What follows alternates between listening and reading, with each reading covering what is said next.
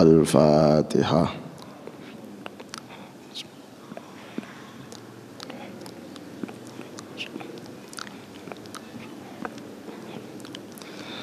Al-Fatihah kedua kita khususkan sedaya jamaah Masjid Ar-Raudhah, baik yang hadir ataupun yang di rumah, keluarganya yang di rumah. Mugi-mugi sedaya oleh Allah diparingi kesehatan lahir batin, sehat walafiat, panjang umur, rizkinya lancar barokah, usahanya semakin maju, karirnya semakin meningkat, hajat dan keinginan serta mimpi dikabul diijabah oleh Allah Subhanahu wa taala, dan dijauhkan dari segala musibah, dijauhkan dari segala petaka, yang sakit diangkat menjadi sehat walafiat, putra putri cucu cicit soleh solehah sedaya ala hadhihi niyah wa ala kulli niyatin sholihah wa ala ma nawas salafus sholih li ridhaillah wa li syafaati rasul Muhammadin sallallahu alaihi wasallam wa li barakatil Fatihah.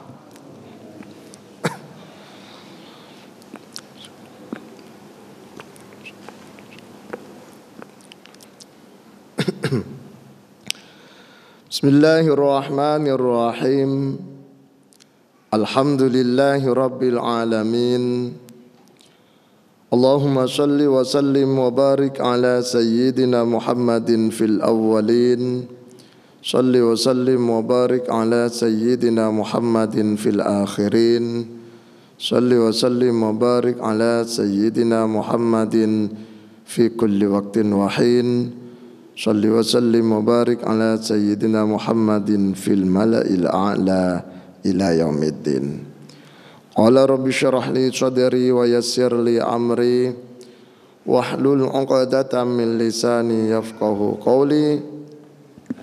Qalu subhanaka la ilma lana illa ma 'allamtana innaka antal alimul hakim. Shadaqallahul azim.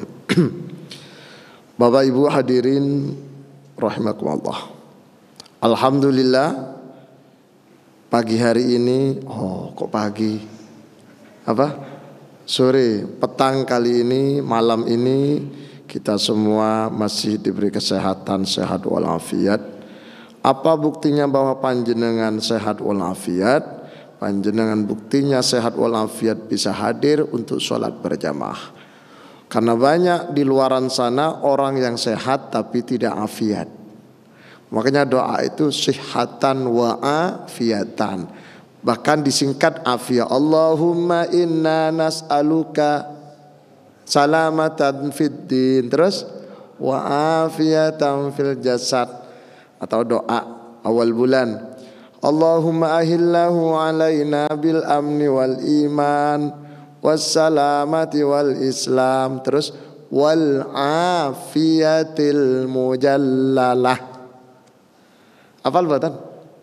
Hafal bah? Buatan ngaten. Ben jelas loh statusnya lah.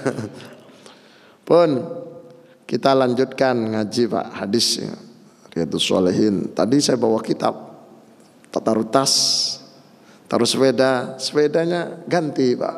Jadi ikut satunya sepeda. Saya downloadkan di HP. Hadis berikutnya adalah hadis terkait dengan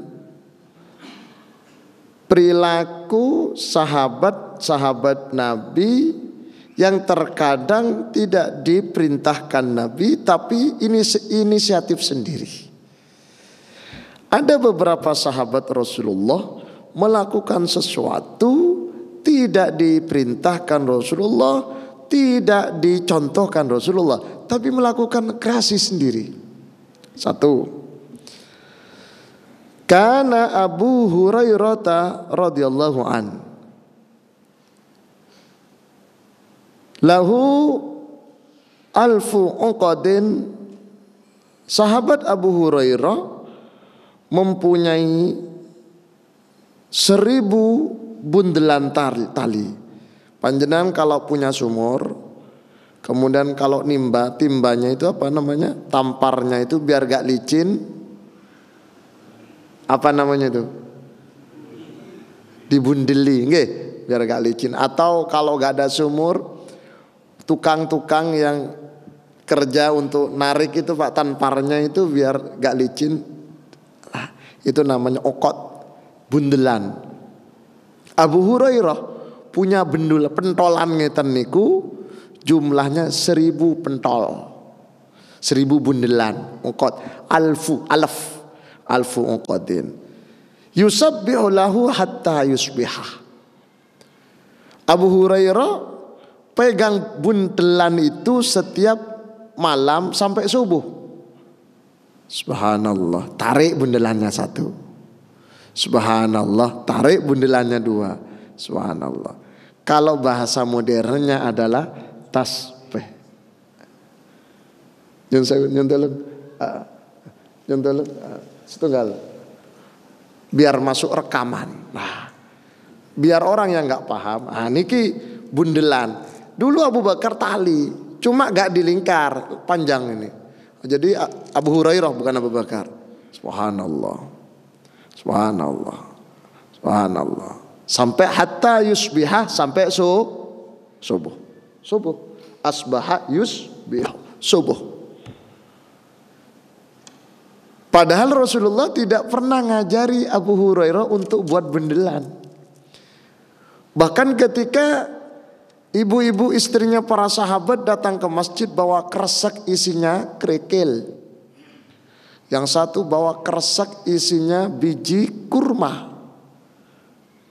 Tujuannya mereka ketika berzikir, kerikil itu dihitung. Subhanallah, subhanallah. Ketahuan oleh Rasulullah, apa ini? Ini kalau dibiarkan semua orang bawa kerikil, sak kresekan Pak. Sak kresek kali 100 orang, sak pikep Pak, ngecor. Apa kata Rasulullah? Ini kalau dibiarkan masjidnya penuh dengan kerikil. Rasulullah katakan, ala ukhbirukum bima huwa aisaru minhu. Maukah kalian saya kasih tahu cara berzikir, menghitung zikiran lebih mudah dari pakai kerikil? Bukan melarang Pak.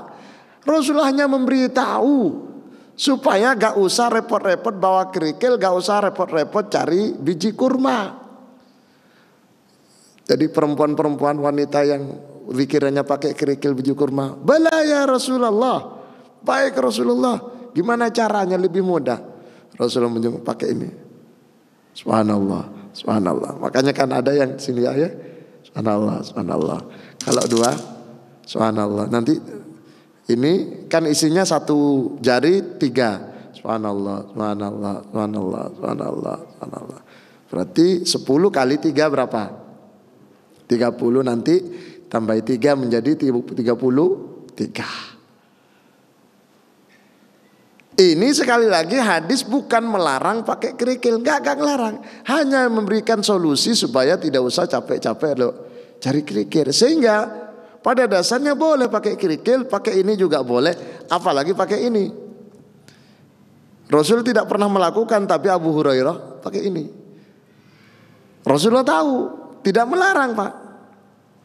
Sehingga kalau ada sahabat saya mengatakan, sahabat kita mengatakan ini bid'ah, ini harus dibuang, salah. Gak ngerti apa yang dilakukan oleh Abu Hurairah. Ayo bilang Abu Hurairah salah. Abu Hurairah itu orang yang paling banyak melewatkan hadis daripada sahabat yang lain, termasuk istrinya Nabi Muhammad tidak mampu menyaingi Abu Hurairah dalam banyaknya meriwayatkan hadis-hadis dari Rasulullah SAW. Sallu ala Muhammad. Ini jelas nih, jelas Abu Hurairah. Satu contoh sahabat melakukan sesuatu yang tidak diperintahkan Nabi, tidak dicontohkan oleh Nabi, tapi menjadi ajaran Islam. Tasbih. Cuma bahasa Arabnya kalau tasbih itu subhanallah Pak. Ini kalau bahasa Arabnya subah. Tak kandani jangan.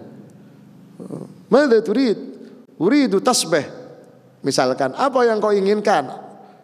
Madza tashtari? Apa yang kau beli? Misalkan di Mekah, di Arab. Uridu an ashtari tasbih. Saya ingin membeli tasbih, diketawain tasbih. Kul subhanallah, gitu tasbih Pak. Uridu an ashtari subhah. Apa Pak?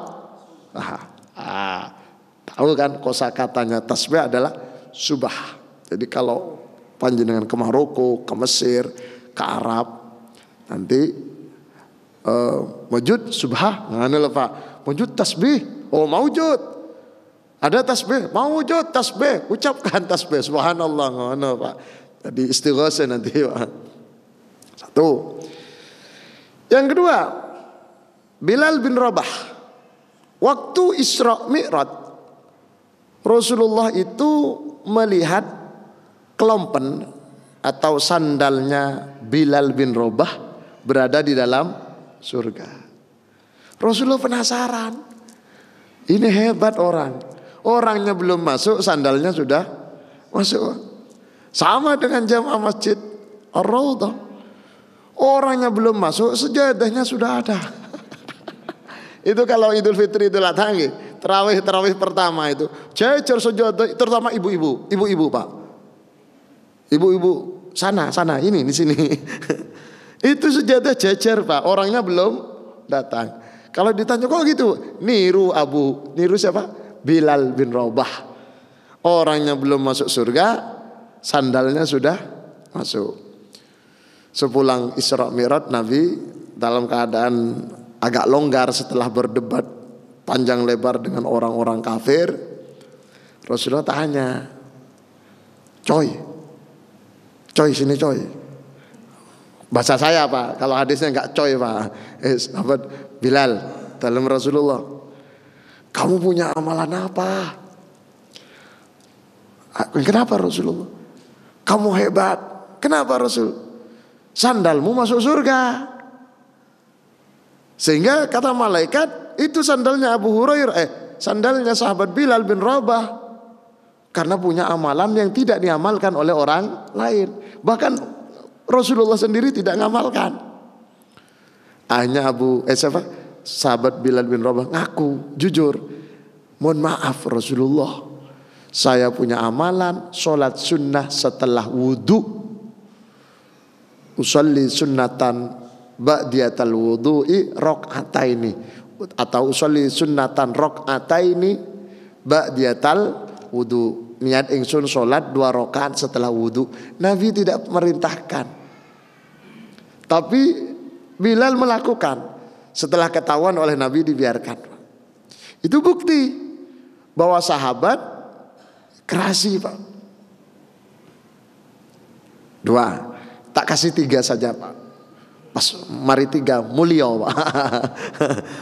Yang ketiga sama masih sahabat Bilal bin Rabah. Dulu muadzinnya Rasulullah itu satu Pak, namanya sahabat Bilal bin Rabah. Pertanyaannya, kenapa sahabat Bilal itu dipilih menjadi muadzin Pak? Padahal sahabat-sahabat yang lain suaranya merdu-merdu Pak. Karena sahabat Bilal bin Rabah itu orang Afrika. Kulitnya bukan hitam Pak, gelap, petang, sangat hitam. Biasanya orang hitam itu suaranya tinggi.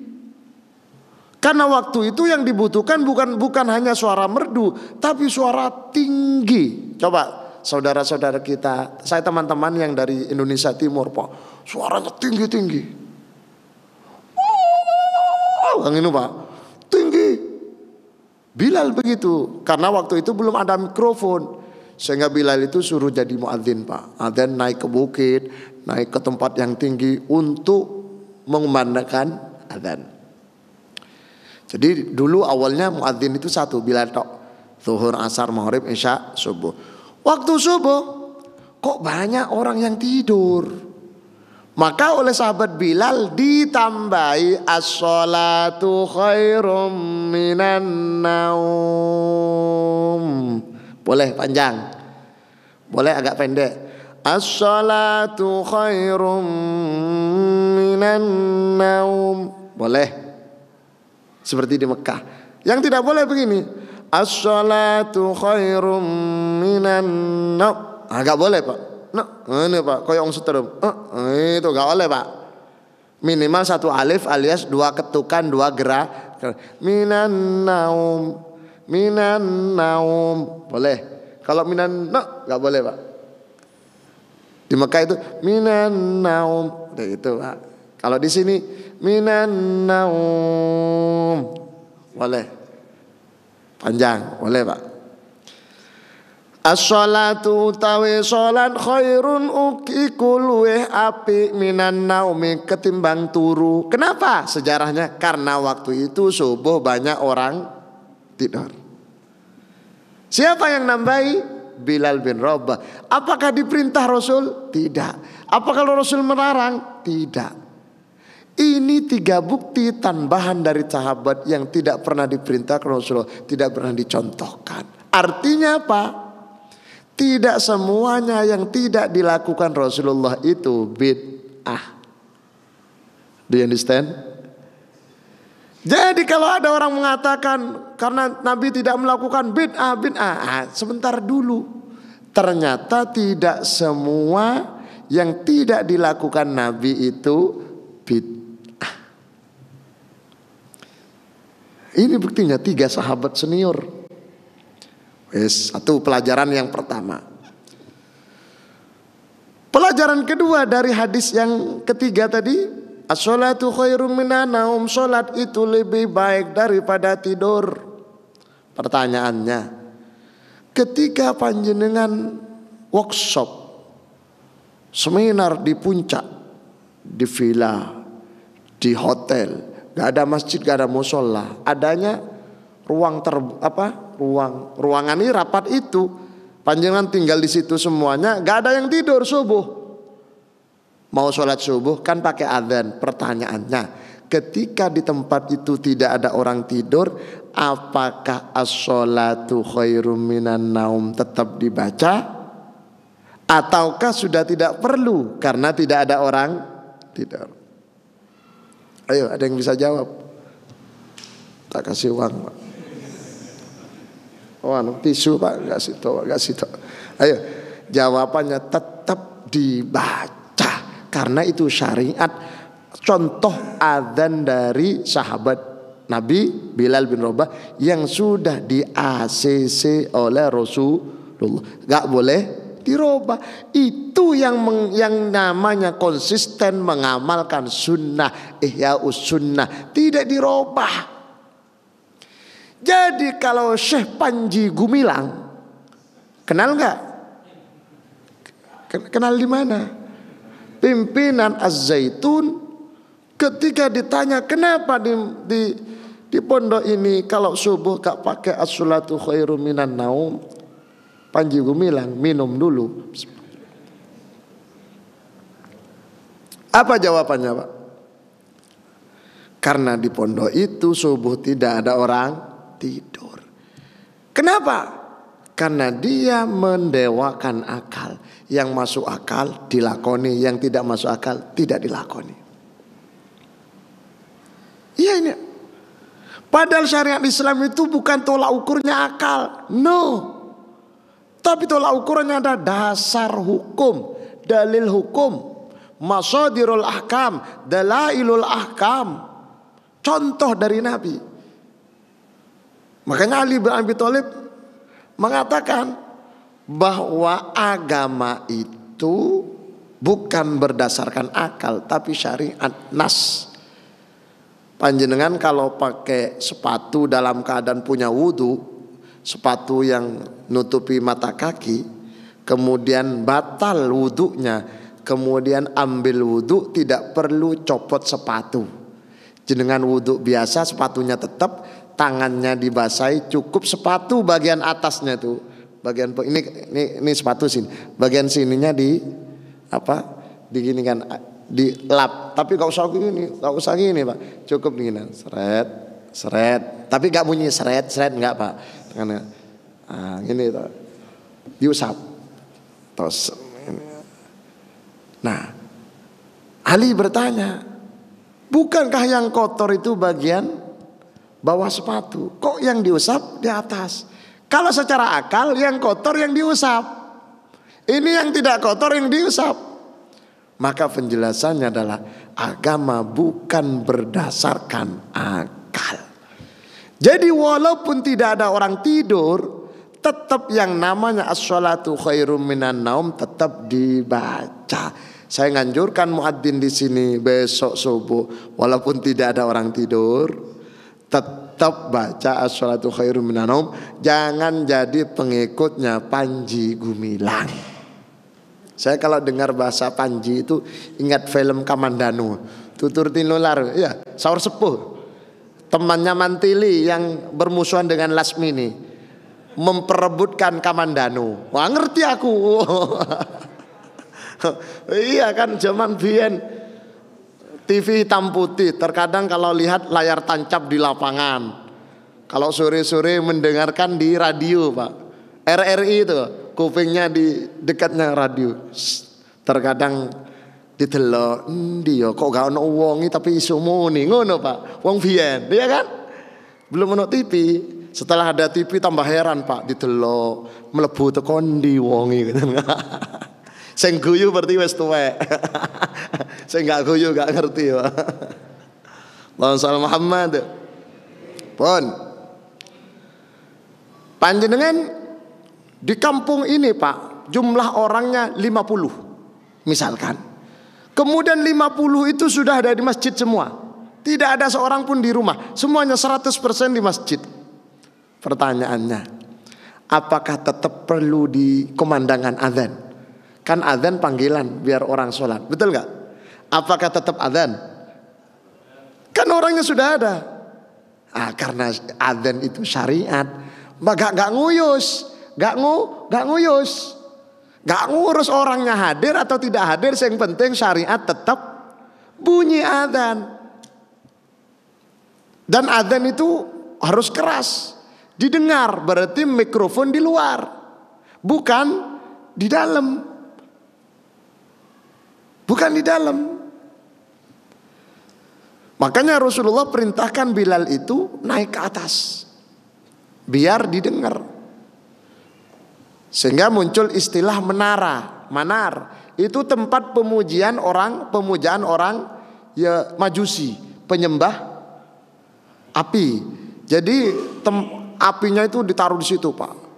Kemudian oleh orang Islam dipateni api ini, dinaikin, dijadikan tempat azan biar didengar oleh orang-orang yang sana jauh dulu. Sekarang nggak diakali Pak. Manaranya sama, dikasih mikrofon. Jadi muadzinnya tidak perlu naik, cukup di bawah. Cukup di bawah. Namun kalau mati lampu, mikrofon gak hidup. Itu muadzin itu semestinya harus naik ke atas itu. Biar fungsinya adzan ketemu. Sebab kalau adzan di dalam Pak kan gak kedenger. Maka muadzin itu terutama yang muda-muda Pak, suruh naik ke atas. Seng kurus, kalau lemu jadi muadzin sana. Apalagi yang takut pada ketinggian. Allahu Akbar, Allahu Akbar kan. Pun. Jadi syariat Islam sampai kapanpun abadan selamanya tetap dilaksanakan. Perjalanan Surabaya ke Jakarta kalau jalan kaki atau naik kuda itu perkiraan 2 minggu Pak. Ya 2 minggu. Maka dimunculkan syariat munculnya syariat jamak dan qashar biar gak capek-capek, dipermudah karena perjalanan sudah capek. Nah sekarang pakai pesawat 1 jam sekian menit sudah nyampe Jakarta. Gak capeknya sudah tidak ada. Jadi kalau dari Surabaya ke Bali perjalanan bisa 2 hari 3 hari. Kalau lancar sehari semalam. Kalau macet apalagi gak ada kapal bisa seminggu. Tapi kalau pesawat 30 menit nyampe. Jadi duduk belum selesai nyampe. Makanya Surabaya Bali itu gak ada konsumsinya Pak. Saya arep-arep untuk konsumsi enggak ono Pak. Ternyata harapan saya itu sudah nyampe gitu loh Pak. Kalau Surabaya Jakarta kan ada Pak konsumsinya. Apalagi Surabaya Maroko, mangan turu ngono tok Pak. Nah, pertanyaannya ketika perjalanan itu hanya ditempuh dengan sekejap, tidak ada capek, apakah jamak qashar masih ada? Jawabannya tetap ada. Karena syariat itu selamanya tetap ada, walaupun zamannya sudah berubah. Seorang wanita yang dicerai oleh suaminya, maka berkewajiban baginya untuk menunggu masa iddah 3 sucian _ 4 bulan 10 hari. 4 bulan 10 hari. 3 sucian Pak. Jadi hitungan 3 sucian itu dicerai dalam keadaan suci, maka suci itu dihitung suci, haid, suci, haid, suci. Berarti bulan kelima sudah selesai. Kan betul Pak ya? Suci, haid, suci, haid, suci. Berarti bulan kelima sudah selesai. Masuk bulan kelima selesai iddahnya. Kalau dicerai dalam keadaan haid, haid, suci, haid, suci, haid, suci. Bulan ke-6 baru selesai iddahnya. Makanya kalau ada yang mau menceraikan istrinya, janganlah. Nunggu masa sucinya. Tapi gak boleh Pak. Cerai itu adalah perbuatan yang dimurkai, dibenci oleh Gusti Allah. Makanya yang mau kawin gak usah ceraikan istrinya. Kawin-kawino, rabi-rabio, izin pada istrinya. Perkara gak dapat izin menengo, ya wis gak sida mangono Pak. Lek diizini ya wis rabi-rabio. Tapi pegaten aku, menengo. Lek wis ngomong pegaten aku menengo, ojo dilanjut. Jarine Bapak, pupus harapanku. Pun seorang wanita yang dicerai oleh suaminya, maka wajib menunggu 4 bulan 10 hari alias 3 sucian. Tujuannya apa? Tujuannya adalah biar rahimnya betul-betul bersih dari benih mantan suaminya. Maka ditunggu sampai 4 bulan 10 hari. Bagaimana kalau zaman sekarang? Zaman sekarang itu untuk mengetahui rahim itu isi benih atau tidak, positif atau tidak, tidak perlu 1 bulan, tidak perlu 4 bulan. 1 menit sudah ketahuan. Kumpul tok, kumpul Pak, mari tok, langsung ambil alat yang canggih, dites, langsung ketahuan. Tahu dari siapa? Saya tahu dari Irfan Hakim, artis itu. Kenal? Oh tidak, tahunya di TV. Waktu Irfan Hakim itu menikah dengan putrinya Agung Gumelar, di depan Ka'bah nikahnya, akadnya. Kemudian mari akad, langsung masuk hotel, langsung digarap Pak. Ngerti digarap PR-nya. Setelah garap keluar langsung dites, ketahuan isi apa tidak, sukses atau tidaknya. Jadi rahimnya ketahuan, tidak sampai 1 jam. Pertanyaannya, ketika wanita itu diceraikan, kemudian dites ternyata rahimnya kosong, tidak jadi, tidak positif, apakah tetap harus iddah 4 bulan 10 hari _ 3 sucian, atau langsung apa? Langsung selesai, langsung nikah? Jawabannya tetap masa iddah wajib dilaksanakan. Kenapa? Karena walaupun rahimnya bersih, bisa jadi suaminya dalam masa iddah itu ternyata kangen Pak. Mari dicerai sing wedok, kangen, ternyata gak enak urip dhewe, gak ono sing ngeroki, gak ono sing wejatna. Sudah sepuh Pak, gak ono sing gawena kopi, untuk lara gak ono sing ana ya apa. Akhirnya balik mbae, balik jarine mbae sing wis nyeraikan mbah wedok. Sayangku, cintaku, aku balik. Moh, jarine sing wedok moh. Walaupun istrinya bilang moh, kalau suaminya yang menceraikan balik, maka itu sudah jadi. Rujuk itu namanya rujuk. Rujuk itu tidak perlu izin pada istri. Istri tidak setuju, tetap namanya rujuk. Begitu juga cerai. Istri diceraikan walaupun gak setuju, tetap cerai. Kasusnya Bambang Trihatmojo, putranya Pak Harto, yang menceraikan Halimah, yang cantik itu, cantik Halimah, gara-gara Mayang Sari. Kok tahu semua? Saya pengikutnya film itu, film berita itu. Tahu Pak, ketimbang nganggur ngerasan-rasan. Itu kan Halimah gak mau dicerai sama Bambang Trihatmojo. Tapi karena suaminya yang cerai, ya cerai Pak. Karena cerai dan rujuk itu haknya suami. Tapi ojo gampang-gampang cerai Pak. Sebab apa? Kalau gampang-gampang cerai, kalau sudah at-thalaqu marratan, tolak itu 2 kali. Kalau sudah 3 kali maka tidak boleh balik, namanya tolak bain. Kalau 2 kali namanya tolak roj'i. Kalau 3 kali namanya tolak bain. Kalau sudah tolak bain, talak 3, gak boleh rujuk suaminya itu. Harus istrinya menikah dengan orang lain dulu. Menikah dengan orang lain secara alami. Kok cerai? Baru boleh. Gak boleh direkayasa Pak. Ada seorang suami kangen sama istrinya yang sudah dicerai 3 Pak. Akhirnya bayar anak SMP kelas 3 suruh menikahi istrinya yang umur 50 gitu Pak. Istrinya kan umur 50, awal dia umur 55. Kemudian sudah dicerai 3. Akhirnya bayar anak SMP waktu itu 200.000. Anak SMP kelas 3 suruh menikahi istrinya. Sama kong istrinya juga sayang sama mantan suaminya. Mantan suaminya sayang sama istrinya. Akhirnya demi ingin kembali, suami rela bayar orang, istrinya rela dinikahi anak SMP. Terjadilah pernikahan. Sing SMP anak ini walaupun masih anak-anak ganas Pak. Mau nikah langsung Pak.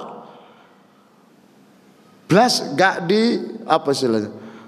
Gak dikasih kesempatan bernafas yang wedok, diter terus Pak. Akhirnya metang. Karena metang hamil benih-benih cinta sudah. Apa Jalalan Kurino? Apa Tresno, Jalalan Kurino, Soko Kulino, pokoknya gitu Pak. Lama-lama karena sering ketemu, sering kumpul, penceramah, makan bersama, anaknya lahir, saling mencintai. Kontraknya katanya 2 bulan 4 bulan sudah cerai, gak mau. Sampai setahun sudah punya anak, gak mau lah sampai sekarang Pak. Sing lanang arep-arep tok Pak, ngiler. Bojoi dipek wong. Makanya kalau masih sayang, masih eman, ojo nyeraino wong wadon, karena golek pengganti belum tentu lebih baik daripada istrinya. Begitu juga ibu-ibu. Ada ibu enggak ini? Ibu-ibu walaupun sing lanang gregetno, welek, wireng, pelit, jarno, iku yang terbaik menurut Gusti Allah. Panjenengan cari yang baru belum tentu lebih baik daripada itu. Ternyata suaminya welek, wireng, cuili, pelit, wis kere, limo pas. Diceraikan golek sing anyar. Ternyata sing anyar podo 5 ditambah 1 ngentutan.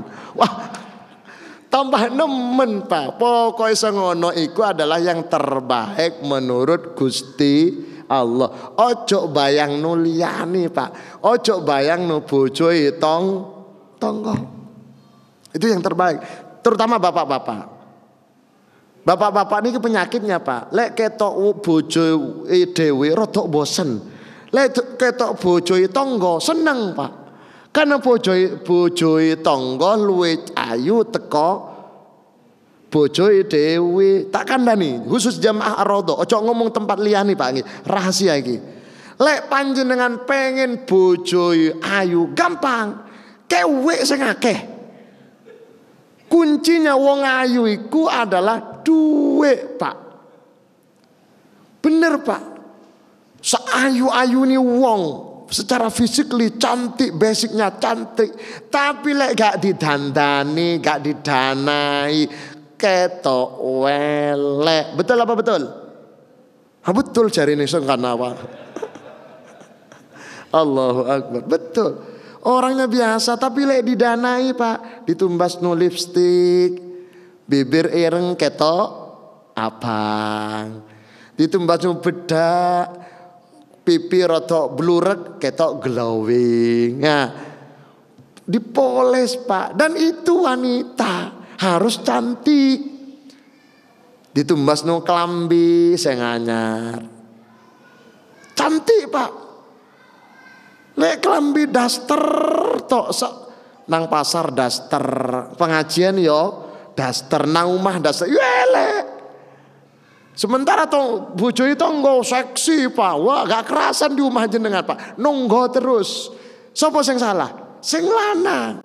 Gara-gara sing wedok gak didandani, gak didanai. Coba bojone gawe nang salon dipolas Pak.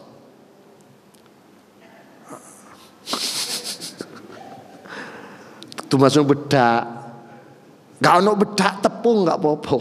Pokoknya kotok putih ngono lho. Pun kula lanjut. Jadi wanita yang dicerai oleh suaminya walaupun kandungannya dites kosong tetap harus iddah karena memberi kesempatan suami khawatir balik alias rujuk. Iddah beda dengan ihdad. Ihdad. Kalau ihdad itu masa berkabung. Masa berkabung itu gak boleh maca Pak. Terlalu menor. Kalau maca hanya bedak tipis-tipis ben gak terlalu ketok welek. Wes welek wireng gak gelem bedaan Pak. Wah tambah Pak kaya Gondoruwo Pak. Iya dipolas titik ojo terlalu menor, ojo terlalu kentara Pak. Karena masa-masa berkabung. Ihdad. Masa berkabung ini kalau suaminya yang meninggal 4 bulan 10 hari. Ojo salawasi berkabung terus jangan Pak.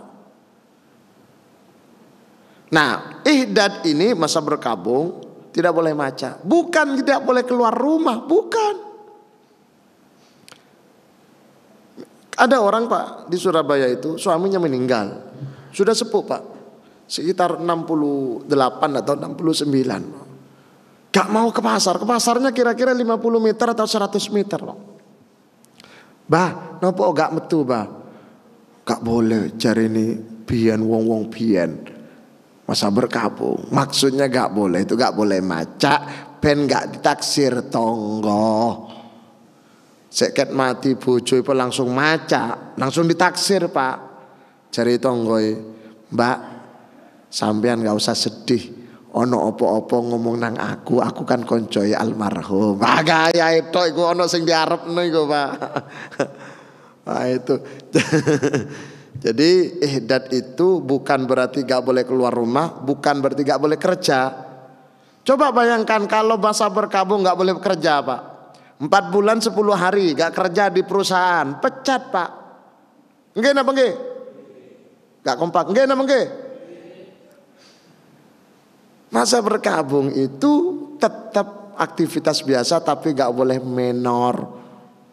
Suaminya mati pagi, sorenya bibirnya merah ngene Pak. Wong maca Pak. Wong sedih kabeh niku kok seger Pak. Itu jenenge apa? Gak berkabung Pak. Kemarin saya berkunjung ke rumah seseorang di Gresik. Suaminya meninggal. Ternyata istrinya sudah nikah Pak. Padahal sekian mati Pak. Lha yo apa wong iki? Gatel apa ya apa wong iki? Gak oleh. Apalagi orang Jawa, apalagi perempuan Pak. Wanita yang tinggal suami itu pantangan seorang istri itu menikah lagi sampai bahkan bertahun-tahun, bukan hanya bulan, bertahun-tahun. Itu Pak. Wong lanang biasanya sampai setahun. Kalau dalam undang-undang Pak ya, termasuk dalam kompilasi hukum Islam, wong lanang itu diperintahkan, bukan wajib, hanya dianjurkan untuk nunggu minimal setahun. Istrinya meninggal, ojo langsung rabi Pak. Dirasani wong itu gak api, membuat gonjang-ganjing, rasa-rasa gak boleh. Kita itu walaupun perbuatannya halal, tapi kalau sekiranya perbuatan halal itu menimbulkan orang ngerasani kita, itu gak boleh. Gak boleh Pak. Ayo menikah itu boleh gak Pak? Boleh. Tapi kalau baru meninggal istrinya besoknya menikah Pak, pasti banyak orang ngerasani. Ayo rasan-rasan itu munculnya dari mana? Munculnya dari sikapnya dia karena langsung menikah, gak nunggu mungkin 100 harinya atau 1000 harinya. Kalau 1000 berarti 3 tahun nggih. Kosuwen. Naun setahun gitu Pak. Lek nemen durung 7 dino nih Pak. Mohon maaf, itu ada itu orang terkenal di Indonesia itu. Inisialnya Deden gitu. Itu istri baru meninggal 3 hari langsung kawin Pak. Gak bagus itu. Sakno Pak, almarhum tuh. Ya apa mas bro. Aku durung mari ditakoi malaikat durung 7 dino. Innal mauta yuftanuna fi kuburihim sab'an. Orang mati kan diuji Pak, dites oleh malaikat minimal 7 hari. Wong durung 7 Pak. Nek jare nang Surabaya kuburane durung kering. Enten boten tiang mriki istrinya baru meninggal sudah kawin lagi. Enten wong teko enggak? Apa? Allahumma shalli Muhammad. Poin penting pada penjelasan ini adalah syariat Islam itu tetap berlaku selamanya sampai kiamat. Sampai kiamat. Tidak ada perubahan. Apapun keadaannya tetap ya seperti itu. Baik as-salatu khairum minan naum tadi hadisnya, ataupun jamak qashar walaupun perjalanannya singkat cerit sudah nyampe, tetap kalau jarak tempuhnya sudah memenuhi syarat marhalatain tetap jamak dan qashar. Kemudian yang ketiga tadi apa tadi yang terakhir Pak, masalah iddah walaupun sudah ketahuan tidak ada benih dari mantan suaminya, tetap iddah harus dilaksanakan. Dan yang keempat tadi pelajaran yang pertama, tidak semua yang tidak dicontohkan Nabi itu tidak boleh. Ternyata banyak buktinya di masa sahabat. Ngoten nggih? Ayo pertanyaan, silakan yang mau tanya. Silakan, Pak.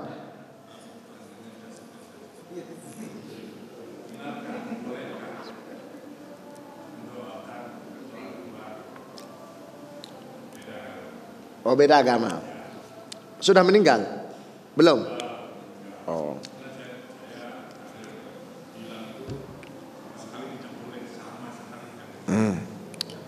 Iya.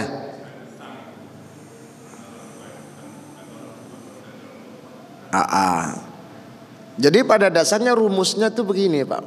Ibadah itu masing-masing.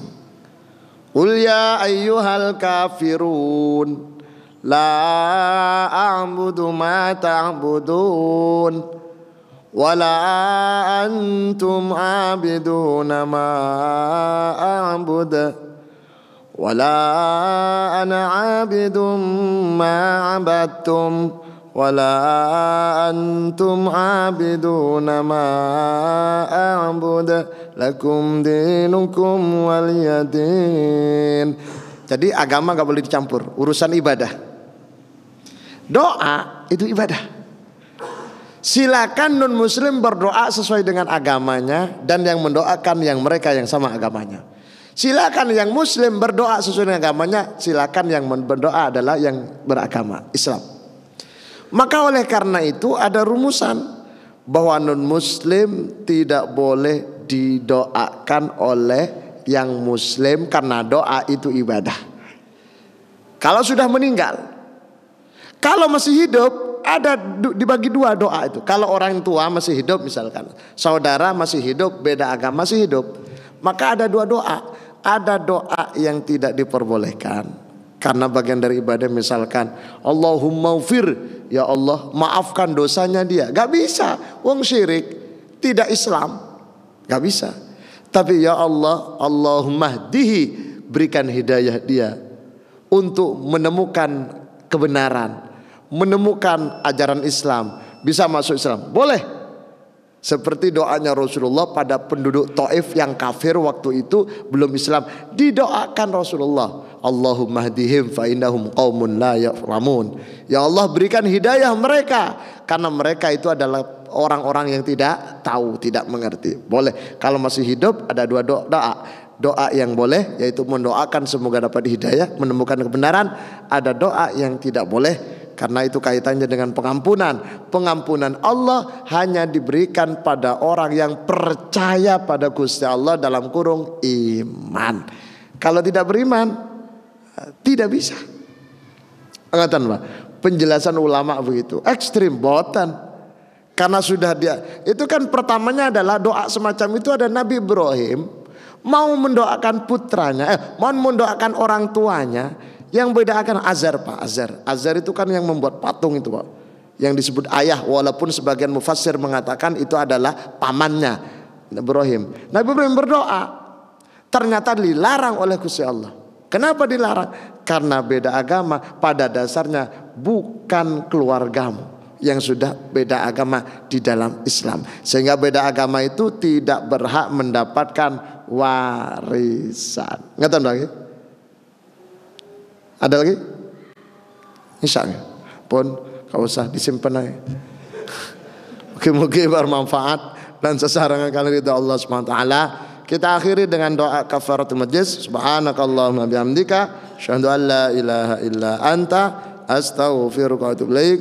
Wassalamualaikum warahmatullahi wabarakatuh. Assalamualaikum warahmatullahi wabarakatuh.